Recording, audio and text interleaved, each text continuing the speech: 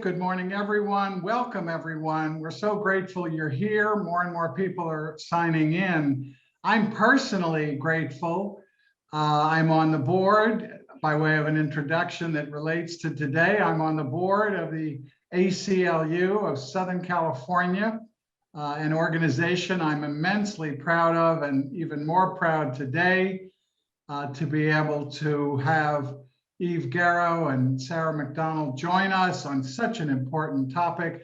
I want people to understand that in the invitation you got today, there is a link directly to this groundbreaking report issued by the ACLU that our guests will be talking about today. So you will be able to immediately download that report.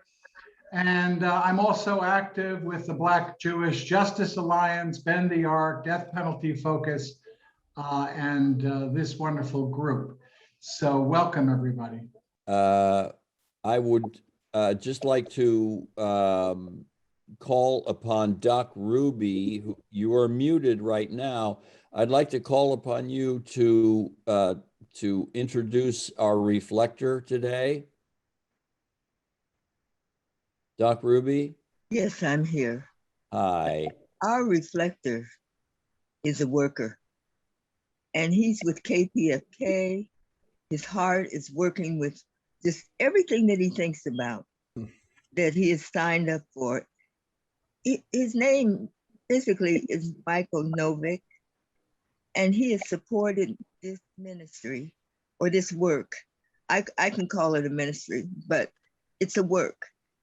He supports it in sound. He supports it in the getting the host together. He supports it with all kinds of technical things. But right now, we're working on just knowing that KPFK is working well, no matter what, we're giving it up. And Michael is doing the reflection this morning. And thank you, Michael, for taking over the host also. Sure. Thank you. Good morning. My reflection this morning has to do with something I do about 3 times a week. I climb the hill near my house, which goes up to the Baldwin Hill Scenic Overlook. I don't know if people are familiar with that, but it's it's probably in Culver City, or maybe one side of it is unincorporated LA County, and I come up from the Los Angeles side. And you have pretty much of a 360 view of the ocean, the LA basin. Kenihan Park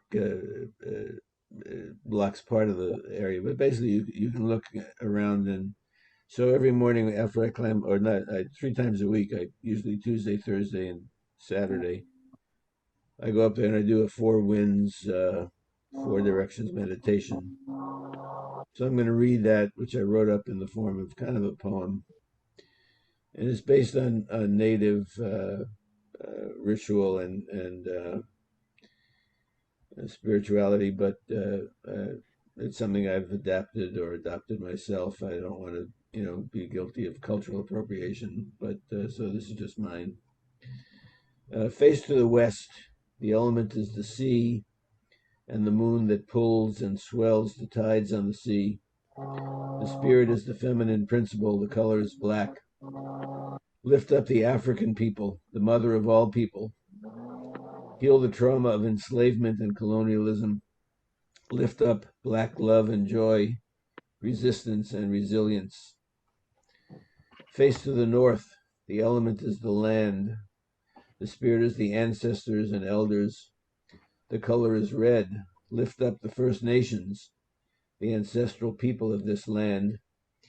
Heal the trauma of land theft and genocide. Lift up the red road, indigenous stewardship and sovereignty, resistance and resilience. Face to the east, the element is fire. The spirit is the masculine principle, the color is yellow. Lift up the Asian people. Heal the trauma of war and exploitation, nuclear radiation. Lift up collectivity and constancy, resistance and resilience. Face to the south, the element is wind. The spirit is the children and descendants. The color is white. Lift up the European people, the adolescent people of the earth. Pray for maturity and the capacity to be of use. Heal the trauma of individualism and competition. Lift up awareness and solidarity, resistance and perseverance. Face up to Father Sky, Shemayim. The element is water vapor. The colors are blue and gray. Heal the trauma of flooding and drought. Cleanse the troubled skies, cool the heated earth. Lift up the natural cycle of water, evaporation and precipitation, from the sky to the earth and back. Face down to Mother Earth, Pachamama. The elements are magma, lava, stone, and soil. The colors are brown and green. Heal the trauma of borders and flags. Lift up all our relations, the microbiome, the mycorrhizome, the forests, the creepy crawlies, the six-legged and eight-legged, the two-legged and four-legged, the vegetation on the land and in the sea. Face out to the cosmos. The colors are gold and silver.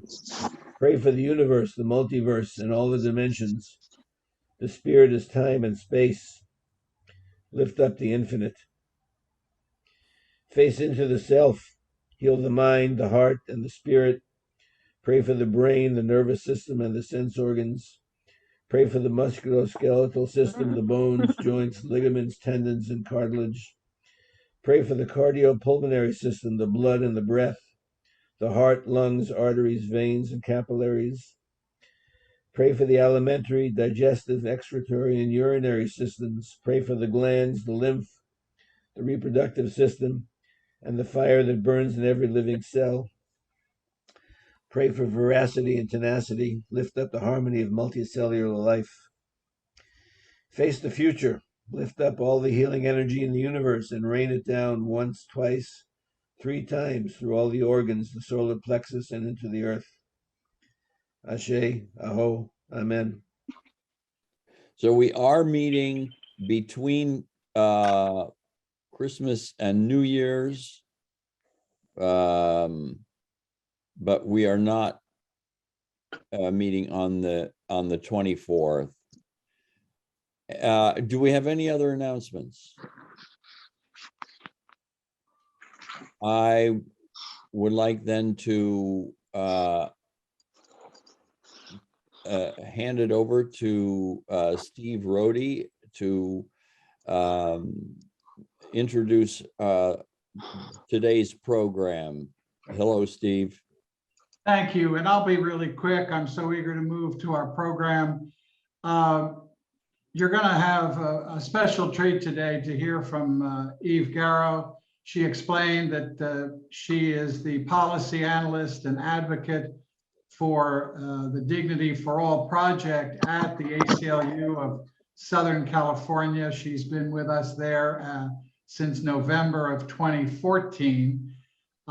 She has a deep and long background. Before joining the ACLU, she was an assistant professor of social work at the University of Michigan, where she engaged in research and policy analysis on the implementation of social policies that target marginalized populations, including people who are unhoused.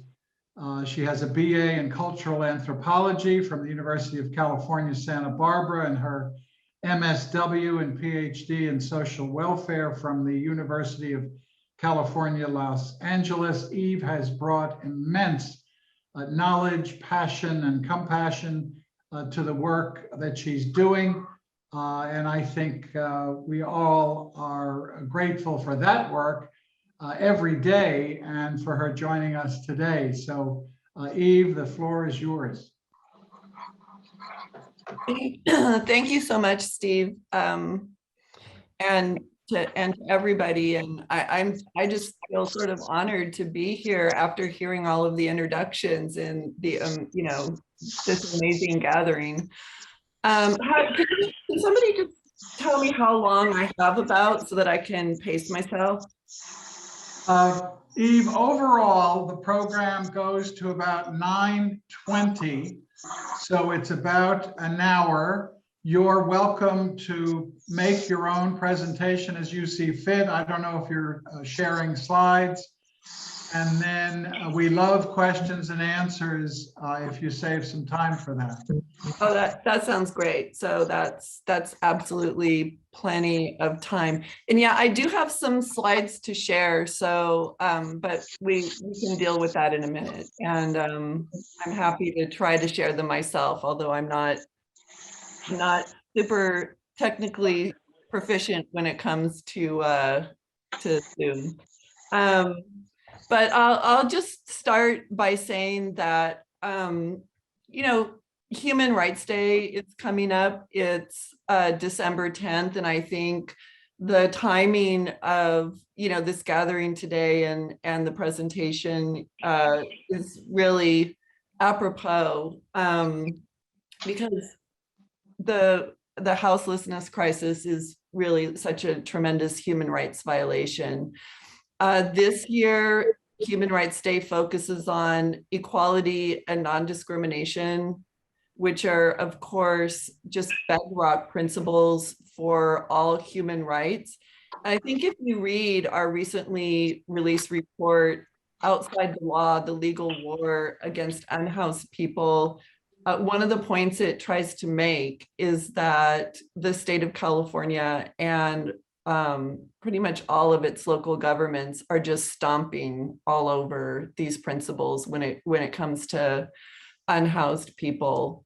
So the report, first of all, it kind of provides a sense of what it's like to be unhoused in California, because there are a lot of misperceptions about that. And it starts by talking about things like, you know, like how we got here in the first place. So in California, I think, you know, number one, we're just sort of ground zero when it comes to the houselessness crisis. I think most people know that the majority of the people who are unhoused throughout the United States are actually in California. But this is a state where corporate landlords just make a killing off of increasingly expensive rent.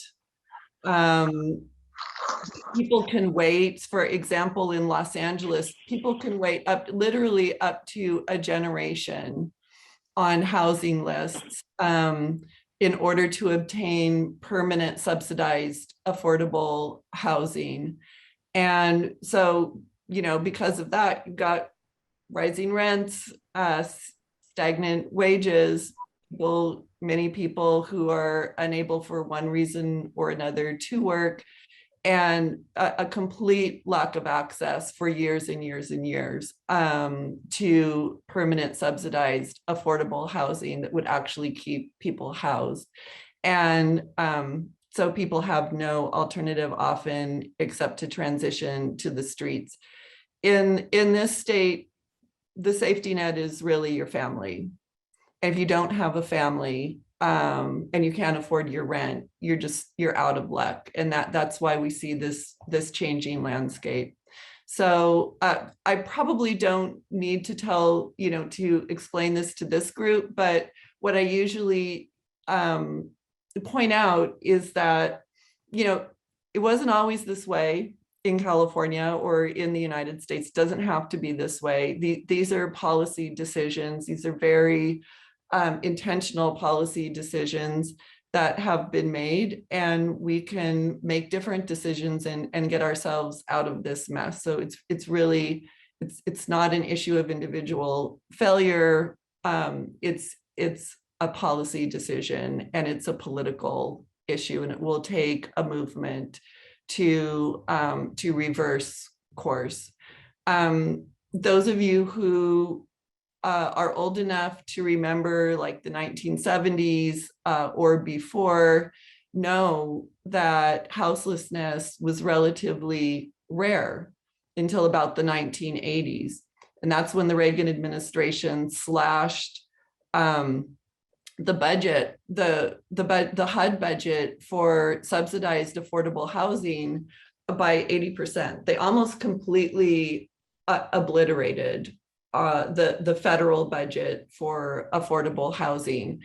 Before they did that, there were actually, for a period of time, there were actually more affordable housing units available than people who qualified for them. That's one of the reasons that houselessness was relatively scarce.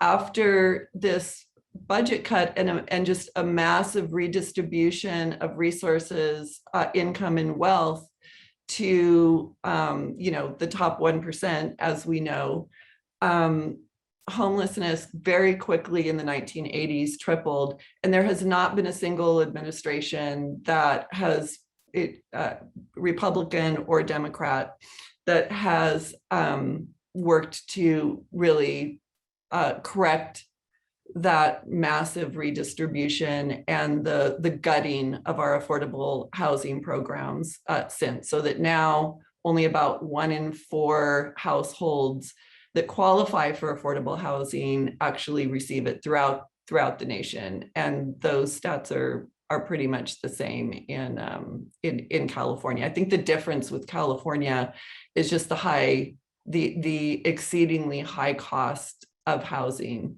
So that's how we got there. That's how we got here.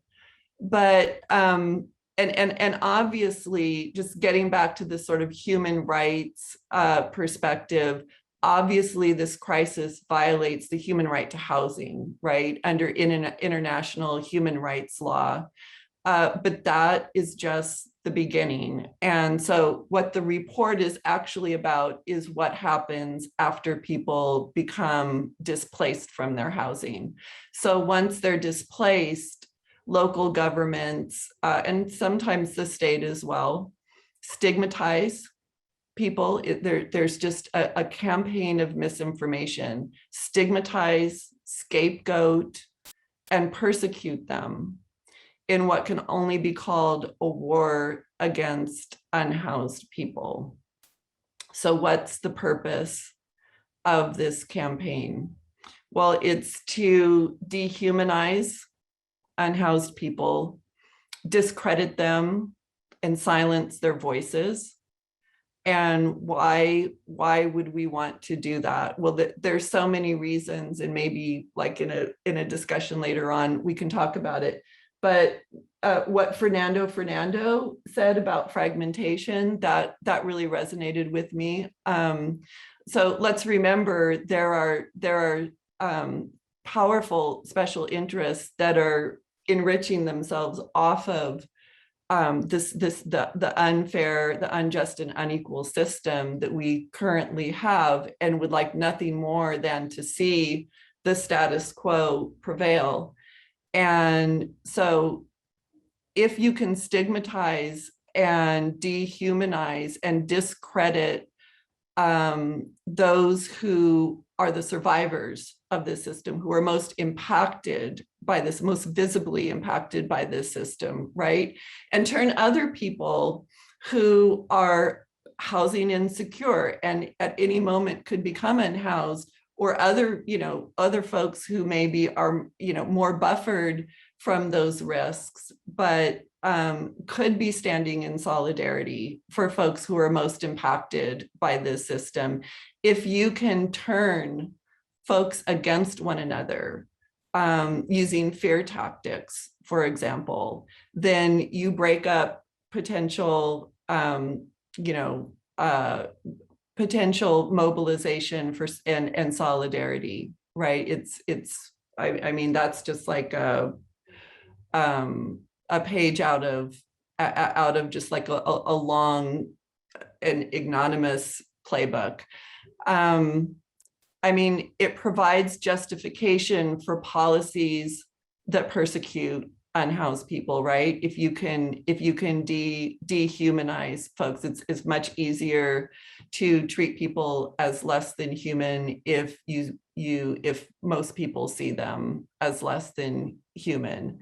And I think incredibly important is just the point that it provides cover for the powerful interests that are profiting off of our system. So when the public is convinced that housing displacement is an individual failure of those who are unhoused, our unjust system avoids scrutiny, right? And rich people just keep getting richer.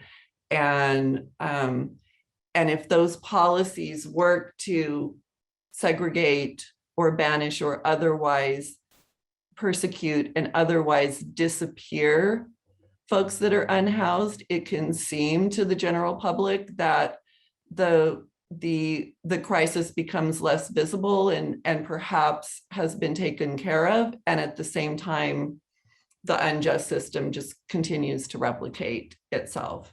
So, so we can't solve this human rights crisis by discriminating against its victims. And part of what the report is trying to do is really reframe what we generally call the criminalization of people who are unhoused as a form of discrimination.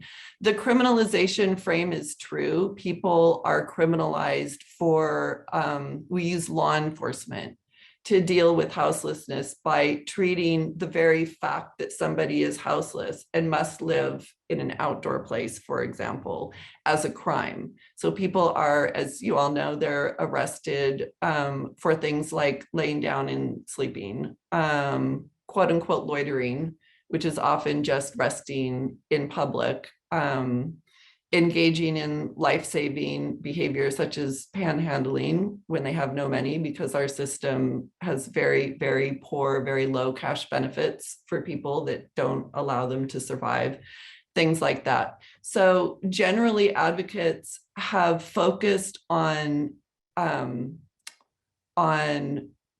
houselessness crisis and the persecution of people who are unhoused by discussing it in terms of criminalization. We're flipping it a little bit and just naming this as a form of discrimination. And I feel that that allows us to connect it to other types of discrimination against other groups that have been persecuted and oppressed. And that helps with solidarity too, right? That this is just like one more manifestation, one more example of a state that responds to persecuted or stigmatized groups by discriminating against them. I guess I would like to try to share. I'm not even sure how to share my screen here. Hang on a second, I'll make you a co-host and then you can use the screen share. So that I can bring up the slideshow. And I see a little, okay, I see the icon for share screen. So once you, let me know once you. Yeah, go ahead, you should be able to do it now. Okay, but let me first get to the right thing. Okay. Okay, I'm there now. Share screen. And I'm going to share this. Once you share it, you should be able to pick which piece that you want. Yeah. Can you see that now or no? Yeah. Okay, good. All right. So this is just the title page of the of the report. But I think what I want to do now is just kind of start introducing you to different parts of the report. And I also want to say that that, you know, a final reason before I go into like this first little video, a final reason I think that that local governments and the state have an interest in discrediting the voices, right, of people who are unhoused. And I think everybody is, I mean, I'll just mention some of the myths and the stereotypes, but, you know, and you can see it not only on Fox News, for example, but in mainstream media accounts, right? That unhoused people are a threat to public safety, right? People feel unsafe, that So they're dangerous, that they are a threat to public health, that needs to sort of like they're a point source of pollution that needs to be swept away or cleaned up. And even using, terms like a sweep, right? When you're talking about human beings and human bodies is incredibly dangerous language. So the language that we use, law enforcement often, what I've noticed in reviewing both public records and just, speaking with law enforcement officers, they label unhoused people as quote unquote transients, which means they're not a member of the community, right? They're outsiders who come in and they don't belong. And I don't think I need to, to even emphasize with this group how common and how dangerous these tropes are, no matter what stigmatized group they're applied to, and how it justifies forms of violence, right, against a group in this case that is fairly politically powerless for multiple reasons. One, just the lack of economic resources, right? Like our most economically disadvantaged community members are the folks who, almost by definition, who have become unhoused. There's no, people cycle in and out of houselessness, but at any particular point of time, most censuses that are taken of unhoused people show that they rarely represent more than 1% of the population at any given point of time. So no voting power, very little economic power, and then of course, easy to stigmatize and to scapegoat. So these tropes, though, it's so interesting because they really turn the truth on its head. It's almost like upside down day or something, right? And so let's think about the trope around unhoused people as a threat to public health and public safety. And I want to, so this is, I'm gonna play a little video of a woman named, an interview I did with a woman named Mari. She lives out in the Mojave Desert, right outside of Lancaster city limits. She's unhoused. Why does she live outside of city limits, deep in the Mojave Desert? Because that's what we'll talk about this a little bit more later, but that's the only place that law enforcement allows people who are unhoused to live. They actually banish them outside of town, and by incessantly persecuting them if they dare to live inside of city limits near convenience stores and food pantries and places that could actually provide them with some modicum of what we all need to survive. No, they tell them very explicitly, go on the other side of G Street, go outside of city limits, and then we won't be arresting and persecuting and harassing and displacing you anymore and destroying your property and all of the things that they do when people are inside city limits. So she lives outside of city limits. And while one of the tropes about unhoused people really turns a lot of members of the general public against people who are unhoused, and because they think that unhoused people are a threat to public safety, so they feel unsafe. And I would also say, I don't need to tell this group that what we project onto other people, the things that we think about people who we see as the other,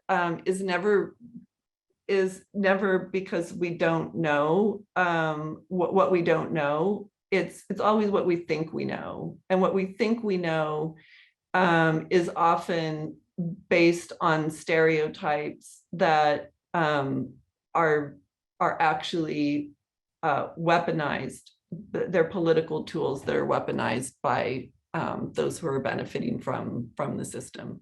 So anyway, here's Mari, and this is just like a very raw and authentic testimonial. And I always say, like, she's not here with us. People, when we do work in Lancaster, people are they're really in a daily struggle for survival. And so we catch their stories when they can. I would have loved for some of these folks to have been able to be a part of this with me today, but it's just, it becomes very difficult to do that. But I do want to thank her for her generosity in sharing her story. So here's a little bit about what she says.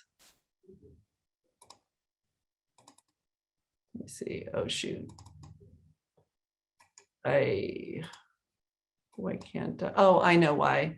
Because I think I need to actually start the slideshow. Slide. Sorry, hold on just a second, because I really would like to view slideshow. So I think this should work now. My name is Mari Howard, and I've been out here for like 4 months. The hardest part is not having any transportation or even a bathroom or a shower. I'm out here because of a domestic violence relationship, and I got kicked out of my house. I do not feel safe out here because of my ex-boyfriend coming out here and him hurting me more.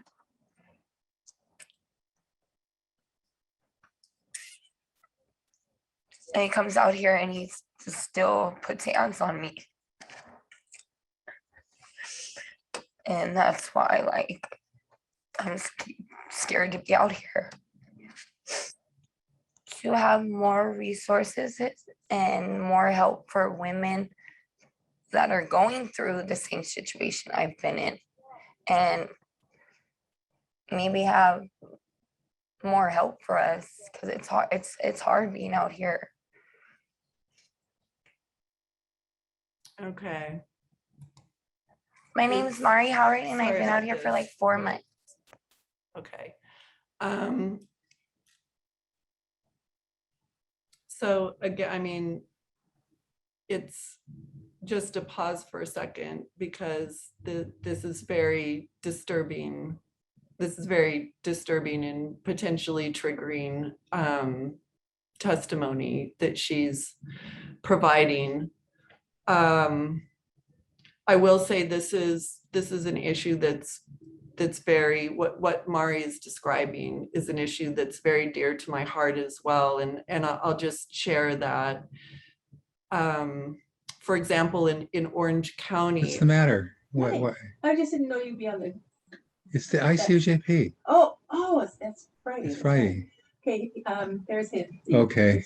I'll see you later. All right. About 40 in Orange County, for example, according to their official records, and that's a county that I do a lot of work in, about 40% of the women who become unhoused and are entered into their homelessness management information system, which is a database that homelessness services, continuum of care systems have to maintain in order to continue to receive HUD funding. But according to that data, about 40% of the women who become unhoused identify as survivors of domestic violence.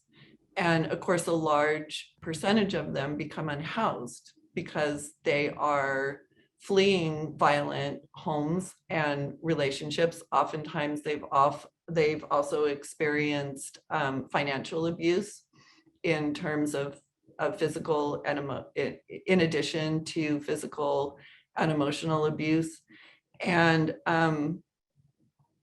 then because we have a system that does not respect their right to safe, affordable housing, they become unhoused. So, you know, who's in danger?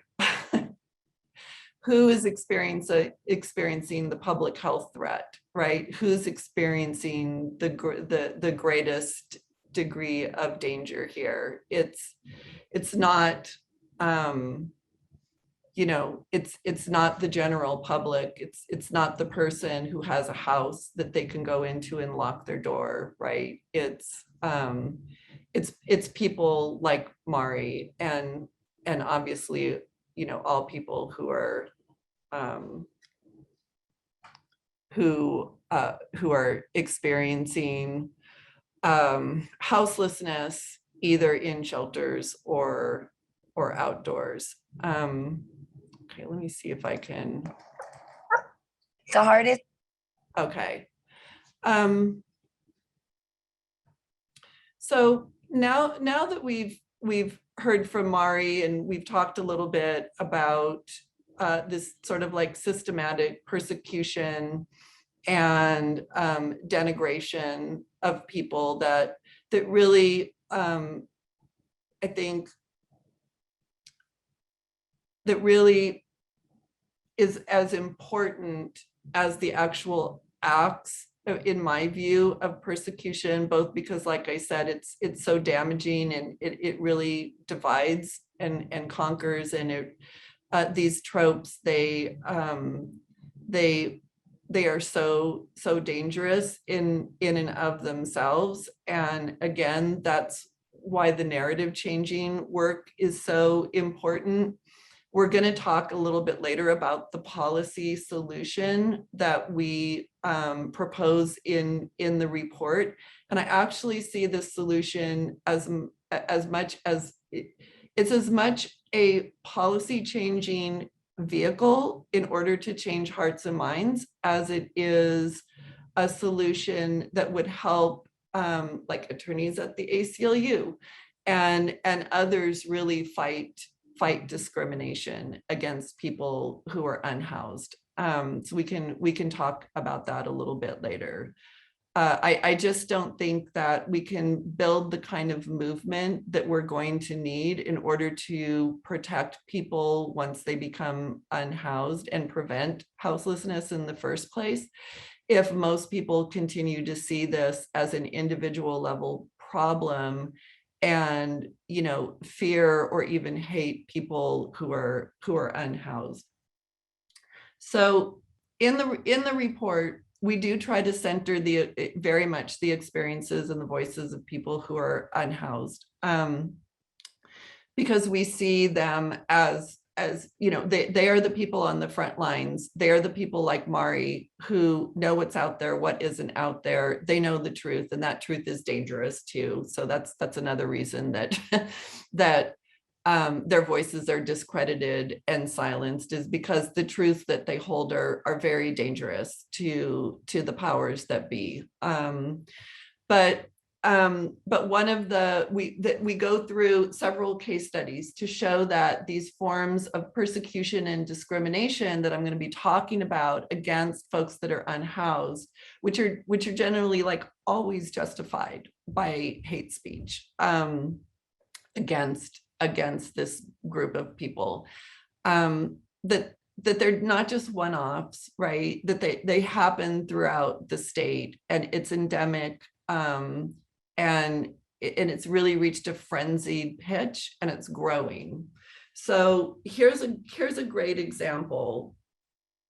We also released a report, which this comes from the ACLU of Southern California, which you can check out, called Banished and Abandoned. And that has to do specifically with the city of Lancaster, which, like I said before, criminalizes, discriminates against, and then banishes unhoused people into the Mojave Desert, which is quite alarming and violent. But let's take a look at some of the data that we analyzed. So the Los Angeles County Sheriff's Department provides the policing for the city of Lancaster, which, like I said, is on the outskirts of Los Angeles County in the Mojave Desert. What do you see here?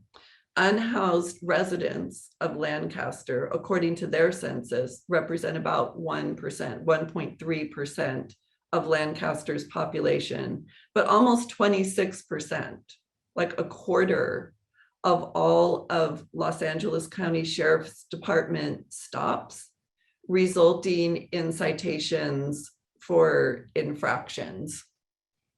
So 1% of the population, over 25% of all stops. So it's like, well, are unhoused people just, committing crimes? What's going on here? No. Take a look at the reason for contact with the Los Angeles County Sheriff's Department.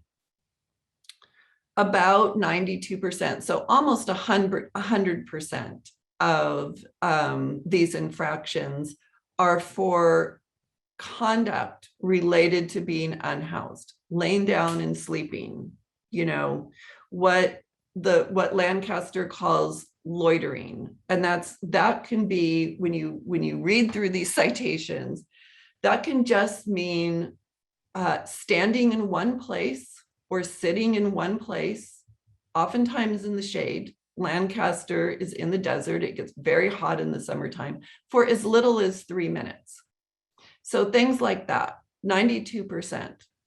8% were for issues not directly related to being unhoused.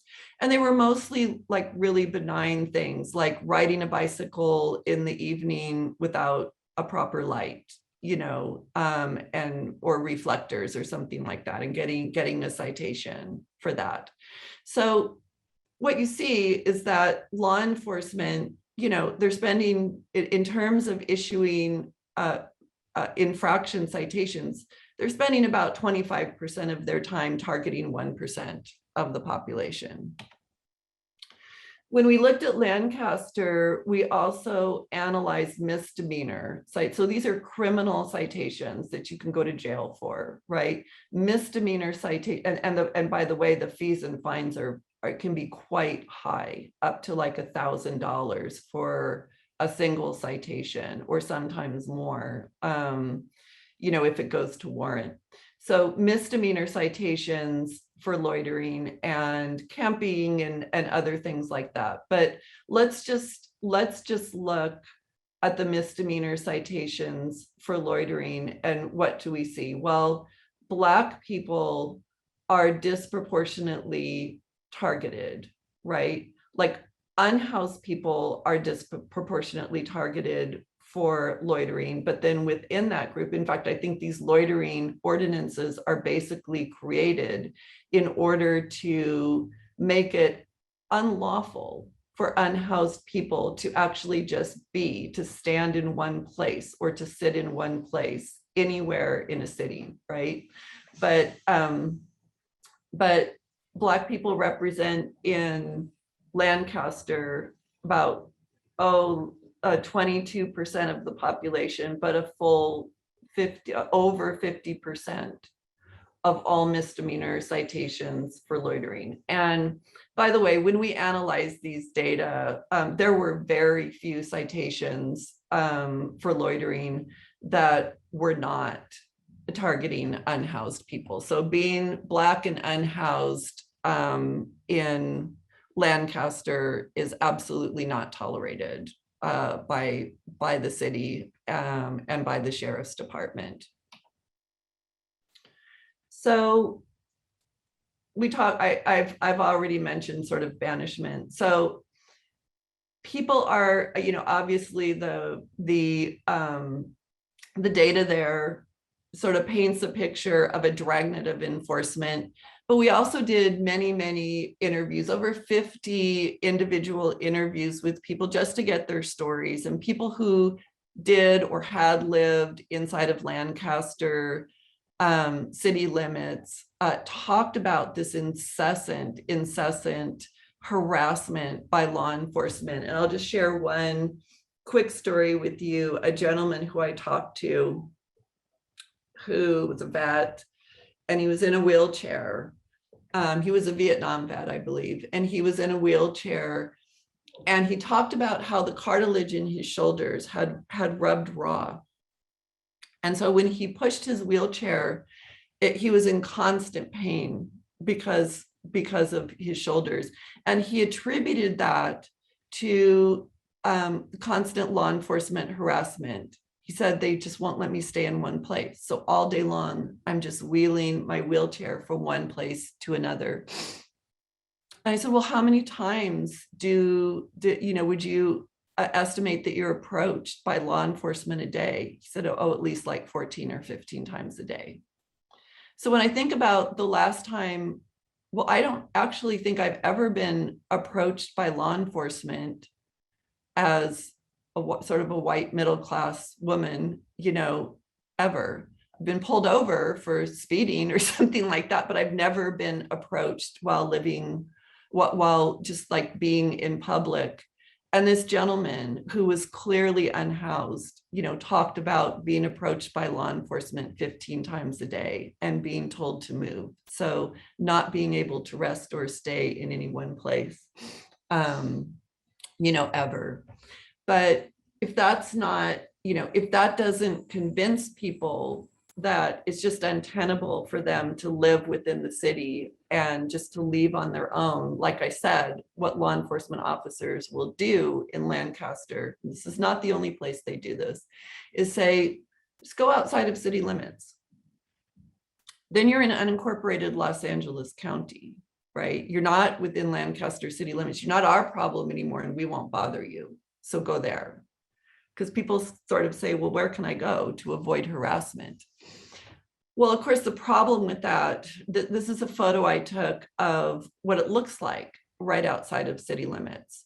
Lancaster is sort of it follows that pattern of suburban sprawl. So there's sort of a downtown, and then there's some housing developments around that. And then finally, there's just sort of like nothing. And then you reach Lancaster city limits. And so when they say like go outside of city limits, it's not like you can walk back across the street into Lancaster city limits and go to a convenience store to get some water or certain food or something like that. No, you're miles away now from the nearest convenience store. So people aren't even tolerated in empty fields, And the other thing I'll say is we do not recommend mass shelters as a response or a solution because they're inhumane too. But that said, there's over 2,000, according to their count, there's over 2,000 people experiencing houselessness in Lancaster, and one shelter that they could possibly even go to. And of course, no housing, but the list for the housing are very long, like they are everywhere in Los Angeles County. But the one shelter can accommodate, I can't remember, something like 50 people. So 50 out of 2,000, leaving people literally no other place to be except, outdoors. So yeah, once they're out here, forget about it. It's just, it's incredibly dangerous. And honestly, people are just pushed outside of city limits and sort of like left to struggle and possibly die. And people have died. People have died. Let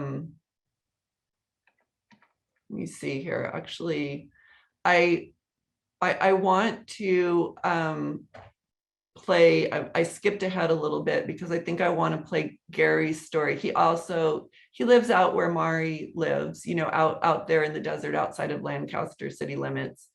And I want to play this one clip because he talks about this. So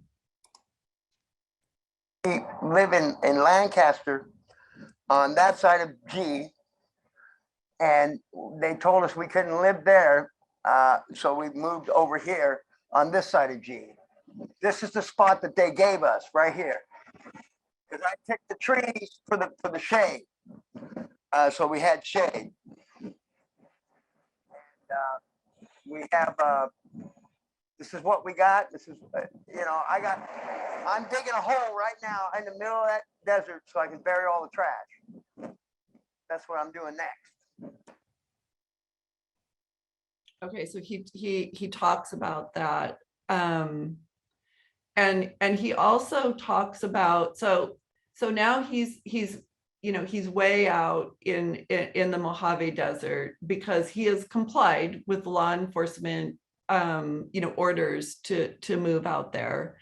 When he goes back into town to get the provisions that he needs, which you can see he's one of the more, I would say, like, robust people. I mean, I really worry about the people that I meet out there. It feels like some of them are very close to dying. And that's why we're doing this work out in the Lancaster area. But so he's got a bike, and he rides his bike into town, and he tries to get sometimes, what he needs, although he has very little money. But he talks about how there's a target, he says there's a target on every one of our backs. He talks about these forms of discrimination that he re-experiences when he goes back into town for any reason. So here he is talking about that. Racist. They hang a backpack on your back and they automatically think you're homeless. If you're seen on a bicycle, you automatically think you're homeless. There's a million things that they use to say that you're homeless. We can't go into anything, any business on Lancaster Boulevard. We can't. We get arrested. We get arrested by 2 girls and a guy. They're sheriff's officers that are walking around with sticks, trying to see if you're going into garbage bins or whatever. And if you're walking down there and you have a backpack on, they automatically pull your ID, run you for warrants, run you for everything, keep you on the side of the road for an hour and a half, and then they tell you can go if you pass the warrant thing. I don't have any warrants anymore. I took care of all of them. So you feel targeted? Oh yeah, we're targeted. We're definitely targeted. There's a target on every one of our backs. So he's, obviously talking about how being unhoused, there are certain signifiers, there are attributes, having a backpack on, being sort of like, dirty, just looking like you're unhoused. And if somebody looks unhoused, there's a target on their back, and they're just not welcome inside of city limits. Racist. And finally, I just want to quickly play, because of all of this, the sort of like health and safety issues that people face on a daily basis. So here he's talking about how it's really hard to live out there. Even for somebody with sort of like more stamina, like Gary, it's hard to live out there and get the necessities of life.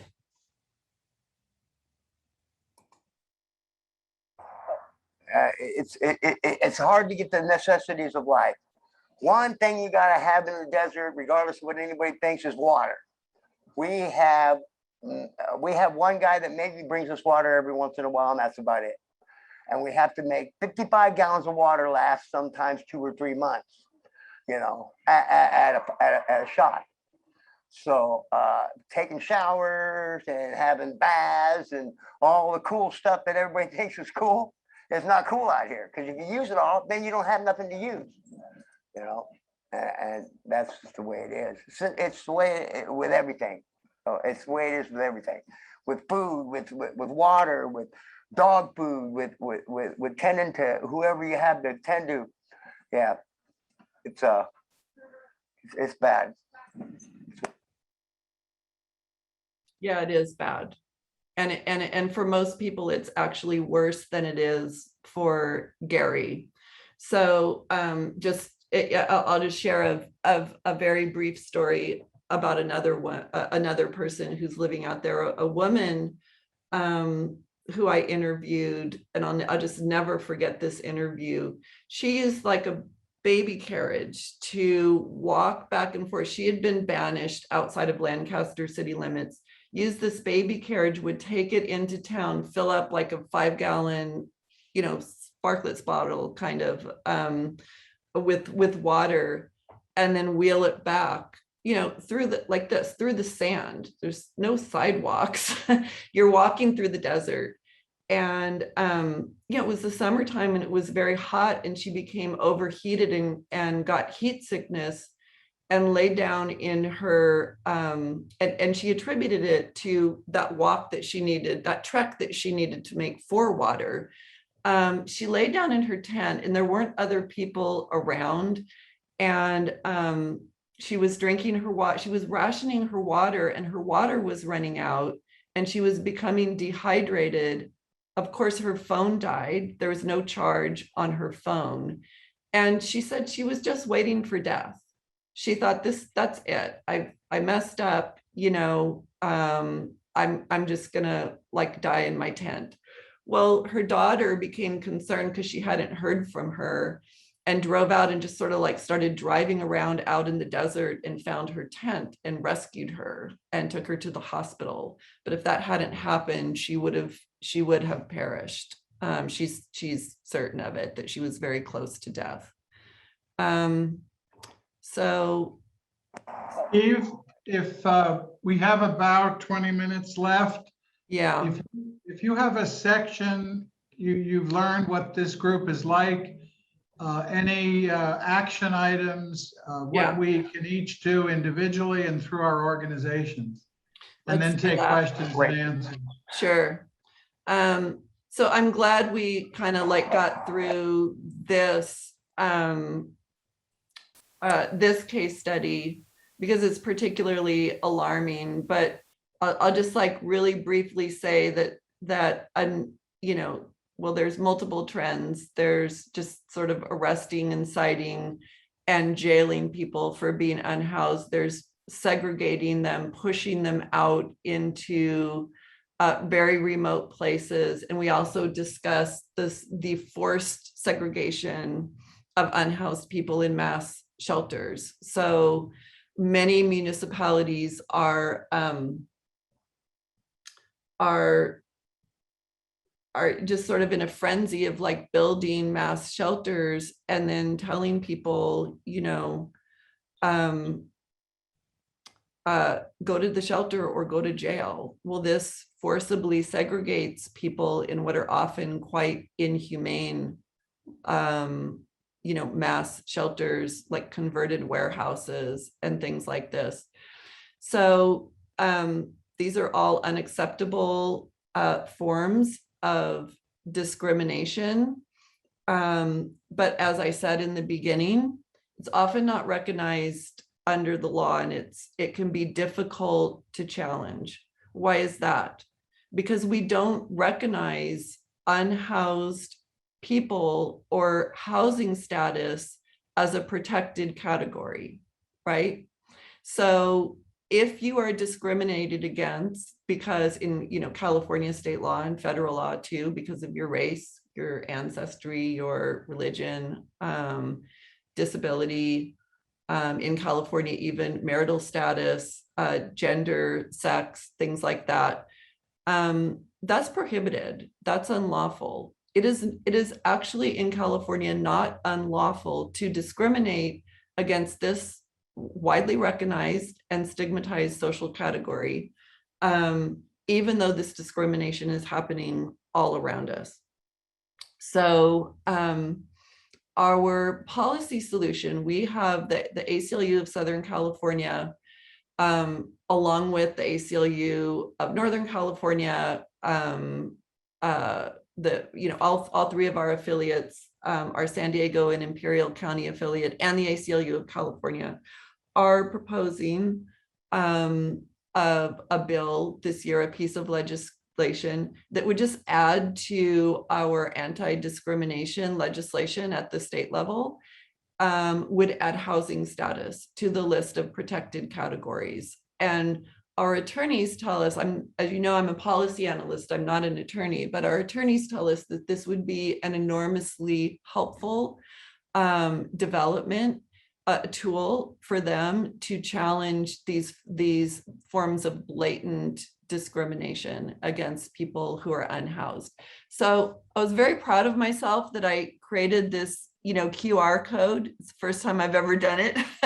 But if you want to, like right now, you can take a picture of this, and this makes it easy to go to this petition and to sign this petition. The petition is really just a way to stay connected. So you can voice your support for a legislation that would add housing status to California's anti-discrimination code. And it would help you stay connected for the next steps in this campaign. And this is a broad campaign that includes a lot of, right now, like a lot of other advocacy organizations, in addition to the ACLU, that fight for housing justice, including Housing California, the Corporation for Supportive Housing, Policy Link, Disability Rights California, the Western Center on Law and Poverty, and others.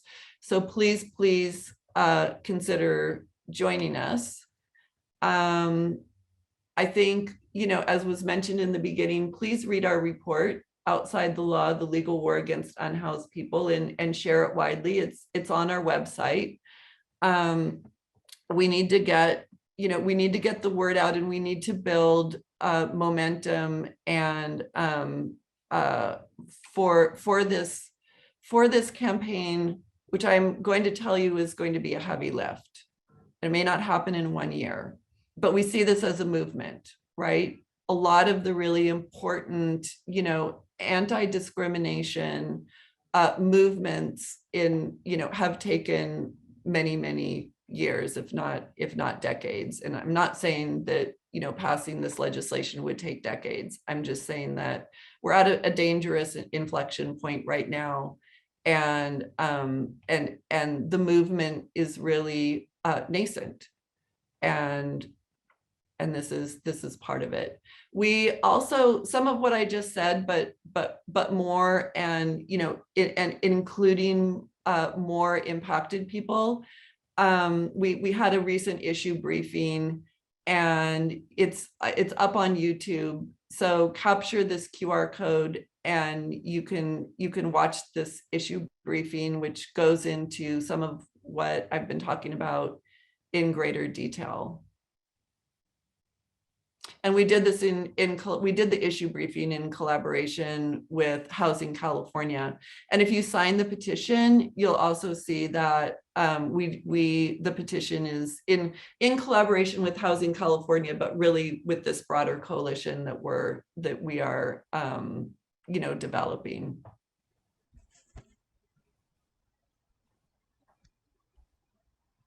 And that's it. Let me see if I can get myself out of just escape. And now I'm going to stop sharing my screen. Oh, stop share. Here we go. Yeah. There we go. Eve, there was a request to put those links in the chat, if you're technically able to do that. Even though I'm not very technical, I think I should be technically able to do that. Okay. So while we're talking, let me do that. But I'm happy to have a conversation however you want to use the rest of the time. Sure.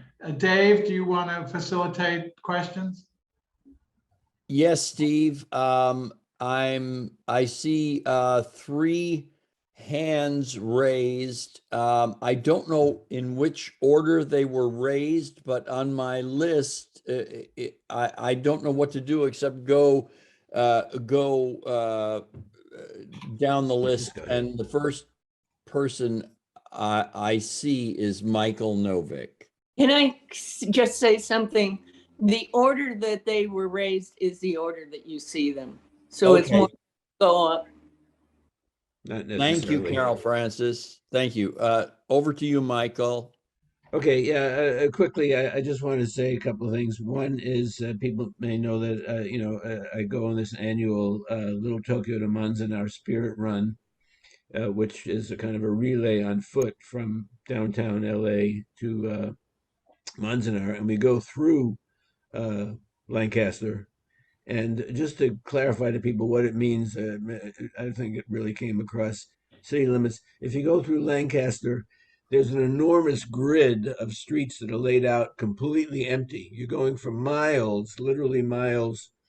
The streets are numbered letters. To go from G to H is a mile, and then H to I is another mile. And we walk for miles through completely empty, barren fields with nothing there except a grid that was laid out for the potential expansion of Lancaster. So to say you're outside the city limits of Lancaster, you are in the Mojave Desert. You go out and it's Mojave is the next town, and in between there's nothing. So outside the city, it's not like the city limits of Burbank and you're in Glendale. Outside the city limits of Lancaster, you're like 6 or 7 or 10 miles from anything. I just want to say a couple of things about the perspective. I think that the incredible crisis of how people being unhoused is an indictment of this system. It's a blatant and disturbing example of the failure of capitalism, and therefore, to deal with that, this system wants to criminalize and stigmatize the people who are unhoused as it's their fault, and if there is a problem that people are experiencing, each of those people is an individual failure as opposed to a failure of the system, to try to get the people who are disturbed by it to focus their disturbance against the people who are unhoused as opposed to against the system that's unhousing and displacing them. And then to use that to justify what we talked about, which is this massive police state apparatus of criminalization. So I think that understanding that there is it's a conscious, systematic effort by the system to justify itself and blame the victims and get people to blame the victims, and therefore relieve themselves of any responsibility for changing the system. I think that's beautiful, beautifully put. And I think just like thinking about it as sort of like a framework of oppression that way, I mean, then that allows us to connect it to, any campaign, of oppression, because generally when you think about it, they all pretty much follow the same playbook, right? And this is just, and it seems like, why? Because it works. And that's right. And that's why we're where we are right now. And that's why we need to do, as part of this work, not just campaign for solutions, but do the kind of narrative changing work. Like you just said that, Michael, so succinctly and so beautifully. And that's that can be the kind of like elevator speech that gives people an aha moment, right? Because we need to change hearts and minds if we're going to be successful. Even Dave, this has sparked so much. There are now 7 hands. I suggest we use a style, Eve, that Dave will call on 3 people. They will ask very specific short questions. If you can keep track of the questions, they may overlap, and then you can respond to them collectively. Sounds good.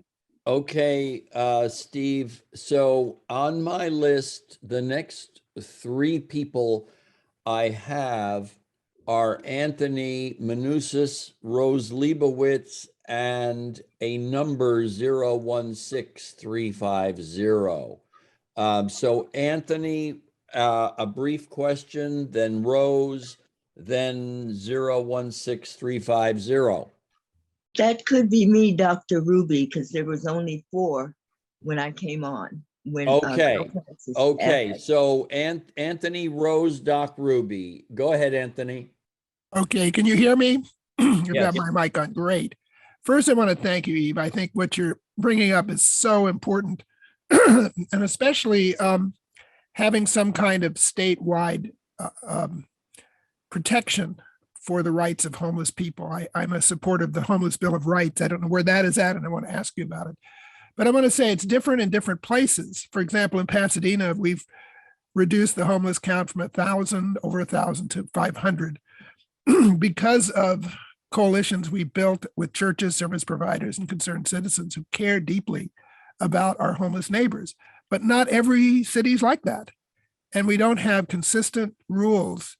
We have a police bill of rights, but we don't have a homeless bill of rights. And that's what we really need. But I wondered if that is getting any traction. I know it was up a few years ago, but what you're doing seems like a step in that direction. So any other thoughts about the efforts to have legal rights for homeless, including, by the way, the right to scavenge for garbage? I don't know if you caught this detail, but that man said he was getting fined for scavenging for food in the garbage cans. Only in America is that a crime.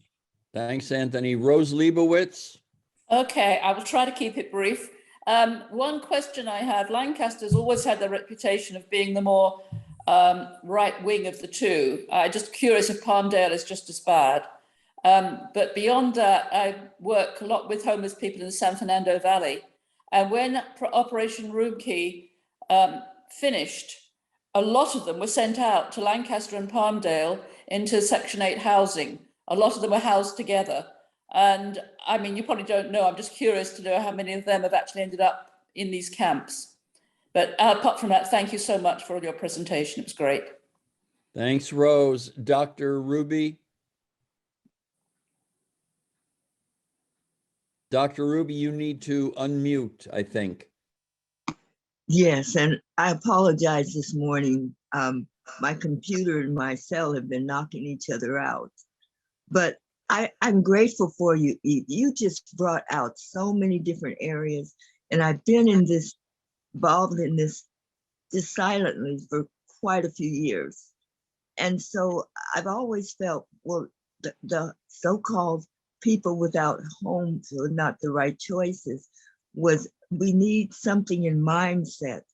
And you mentioned mind a lot of times, but something specifically where each one some kind of way could go and understand that they can't change their mind about the choices to go, like when they give food out or other things, then also have someone there that will support them in where they really feel that they need to go, what they need to release. And okay, so Doc Ruby, can we let Eve answer these three questions or comments? Okay, thank you. But thank you again, Eve. You're welcome, Dr. Ruby. So the Homeless Bill of Rights, that has not been successful at the state level. And so I think you're absolutely right that we're building on this and reframing it a little bit, because again, instead of saying here are the rights of people who are unhoused, the right to rest, and all of these other things, instead of pointing out specific things which we feel like, well, the cities are going to be all over this anyway, but then the cities are like, no, we're, you can't prevent us from doing X, Y, and Z. This is very, very simple. It's adding 2 words to our anti-discrimination code at the California state level, and it would pretty much do the same thing. And it also connects, it reframes the issue as a sort of more of an anti-discrimination human rights issue. So a bit. So it's not completely, it's not dissimilar. It's building on the right to rest type legislation, which has not been brought in the past couple of years. I think they that effort, at least at the state level, they've sort of taken a break, and so the coalition is now trying something a little bit different that would meet the same goals. Is Palmdale, oh, wait a minute, let's see. Oh, and the issue around like Pasadena and scavenging. Yeah, it's terrible, right? It's just so denigrating to criminalize survival-based behavior. It's good that Pasadena, there is some progress in some cities, but I will just have to tell you that most cities, even like ostensibly liberal, progressive cities like Los Angeles and San Francisco and Chico, well, maybe Chico isn't, but I mean, all through the report, you'll see all throughout California, right? These campaigns of persecution and discrimination are happening, and which is not to say that some cities aren't doing the right thing, but generally, both at the city and the state level, it's just so little compared to the need, right? It's like saying you've got 100 people who are going to die if they don't get a glass of water, and you put one glass of water in the room and say, well, we did something, so is Palmdale as bad as Lancaster? It's bad. I think the reason we chose to do a lot of advocacy in Lancaster is that they have a very bombastic mayor, our Rex Paris, who engages in a lot of super, super dangerous hate speech against people who are unhoused. Has said things like people just need to arm themselves against these folks, and really painted them as invading outsiders, right? Not as community members, which is like, it's another form of discrimination, because look, if I moved to Lancaster, and moved into an apartment, the first day I'm a community member, right? But if you're unhoused and you move to Lancaster, you're a transient and an outsider. And then the people from the San Fernando Valley who had Project Roomkey moving into Section 8, presumably they would still have it because it's supposed to be permanent subsidized affordable housing. So hopefully they still have it.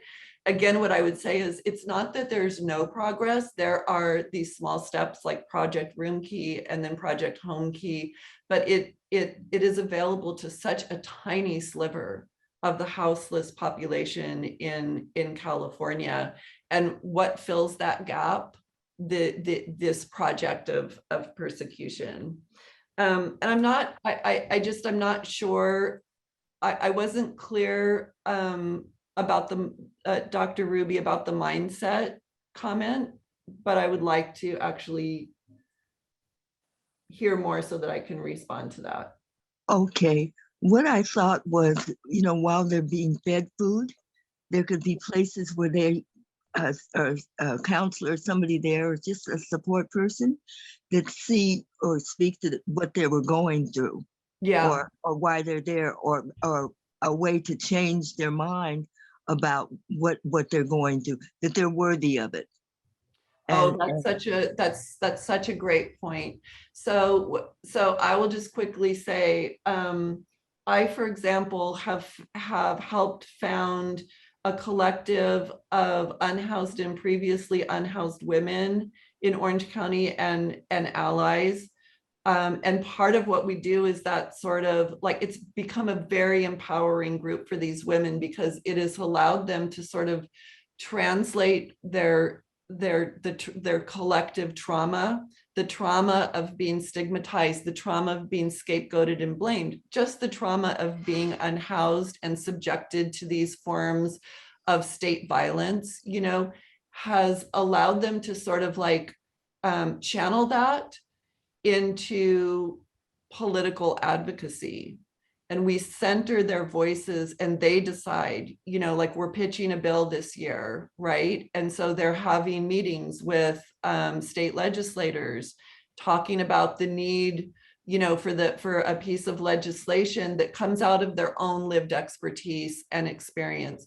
So that's one thing I'll say, is that these people are silenced, and they're not part, and their perspectives are not part of the political discourse. So any time that we can find a way to make room for unhoused people, so that they have a seat at the table when these conversations are going on, is good. And then I also completely agree with you that helping people who may have internalized some of their oppression, or who are just so beaten down, like just letting them know, I have found in my work, just talking to people and respecting their point of view and being interested in what they're saying, and not telling them, oh no, you're wrong, you're just a bad person, or you didn't try hard enough, or you didn't play by the rules, right? Like validating their perspective is can be an extremely powerful form of like, sort of like on the spot, I don't know, communion and therapy, because it's so rare for them. And I have developed like lifelong friends, I think, which started with that connection. So I think that's such an important point, and that just listening and bearing witness and validating, right, the perspectives of the survivors of our unjust system is an incredibly important step. Our next Yes, questions one are thing is coming I've from Doc known Ruby. that Doc Ruby. homelessness. Doc Oh, Ruby. I was just gonna say one thing, just letting people know homelessness is not hopelessness. Our next question, three questions, Fernando, Dave Clennon, and Carol Francis. Take it away, Fernando. Yes, first of all, I'd like to thank you for your presentation, because this is a very important issues that affect all of us, But I cannot help, but to agree with Michael. We cannot, though it's important to do a lot of this reform movement, but it seems, the capitalist or imperialist is not, because it's not profitable for the capitalists to do many of these issues. There's a lot of housing, but it's not affordable. That's the reality of capitalism. And so we have to really scrutinize many of these issues that, for example, the neoliberalization policies that impacting the world. This is issues that we cannot escape. It's just a matter of time that Fernando, our time is really running out fast. Okay. I'd like to move on to Carol Francis. Okay, thank you so much. I just really broadened my mind about the issue of houselessness. And I want to say thank you for bringing in the fact that next Friday is December 10th. It's the International Day of Human Rights. And this is a human rights. And I'd like to invite you all back next Friday, because I'm doing the program on my own personal story with human rights. And my question is, as a screenwriter, how can you visualize the voices of the people that you know being in a story that could be on the big screen? Not a documentary, but an actual motion picture narrative where these issues come out. And since I like movies to have a positive ending, maybe fictionalizing, maybe projecting, they're coming up with a solution and becoming activists or whatever.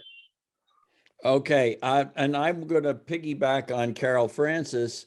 What if you were making a movie in one of these temporary shelters that different municipalities are putting up and claiming to be a solution to the problem?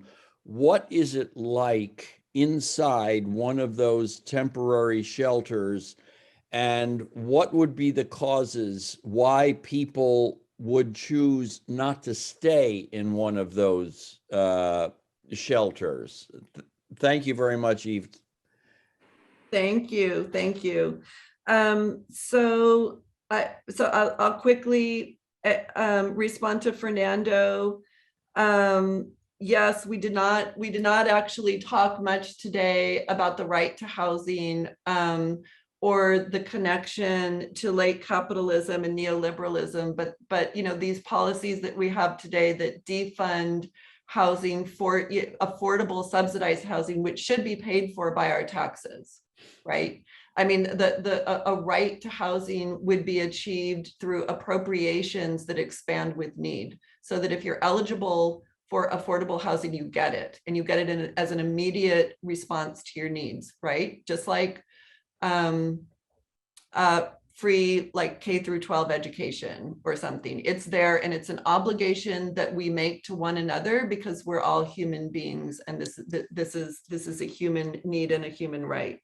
So it's a failure. You're right. It's a failure of our neoliberal policies, which have privatized, you know, pretty much like all of our public goods. And then in terms of like a good story for a screenwriter, yeah, I think that.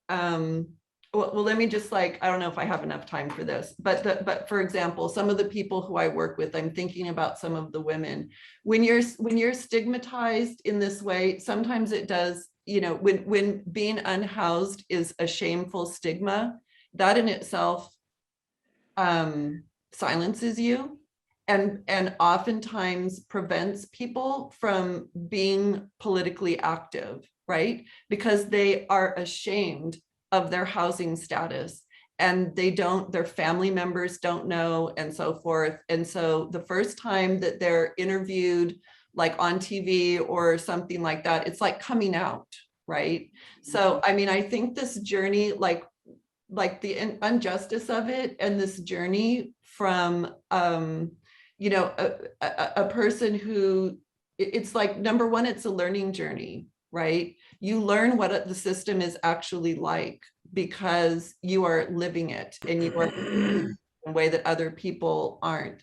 And that's, you know, that is transformative. People have said, I used to be that Republican, right, who looked down on these people, and then I became one, right? I became unhoused, and now I understand our system. So this sort of like journey of both enlightenment and then rejecting those tropes and those labels that have been applied to them in order to silence them, and then finally, like, you know, ending, and all of the challenges that go along with that, and then finally ending with some kind of like emancipation, both in terms of just your own growth as a political actor, and somebody who's engaged and somebody who has something very, very critical and important to say. I think is almost like the hero's journey. And in terms of living in a shelter, we didn't get to it, but the women who I work with will tell you, you know, they come from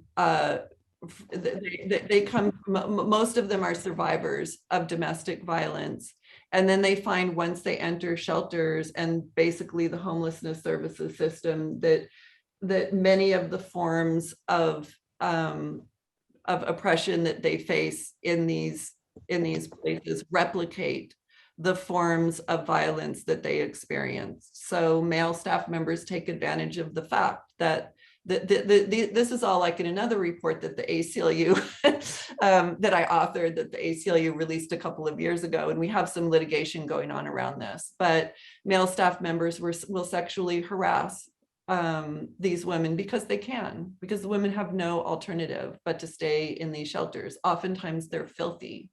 Oftentimes there's absolutely no privacy. You have no autonomy over your own body. So when you enter the shelter, you're forced to go through like a security check where security guards pat you down. And one woman who I work with, who is a survivor of childhood sexual abuse and adult domestic violence, that it is so triggering for me to be touched, and they touch her inappropriately as a form of retaliation for complaining about it. And she said, it's so triggering, and then when she would object and refuse and say, no, it's my body and you're touching me without my consent. And I have these tight clothes on, there's no, you can see everything, already. They wrote her up and 3 write-ups and you're evicted. And then she's back on the streets where she has to stay up all night and be vigilant in order to not get attacked by somebody, because she's an unhoused woman without a door to lock. So there are many reasons why, mass shelters generally just need to be more, there needs to be more oversight and regulation, and so that they're humane places for people to be in, that people who live in these places have protections, as well, when they're forced to live in them because we are not respecting their right to actual housing. Eve, thank you so much. You can see by the immense interest in this, we went almost 10 minutes over our time. We're going to have you back when the anti-discrimination bill is introduced and the organizing among our coalition partners can move forward. Would you please thank Mari and Gary, if you're in touch with them, for their actual participation in today's meeting? There is no substitute for seeing and hearing and experiencing real people who are suffering discrimination because of their housing status. And we're grateful to them today, and we're grateful to you.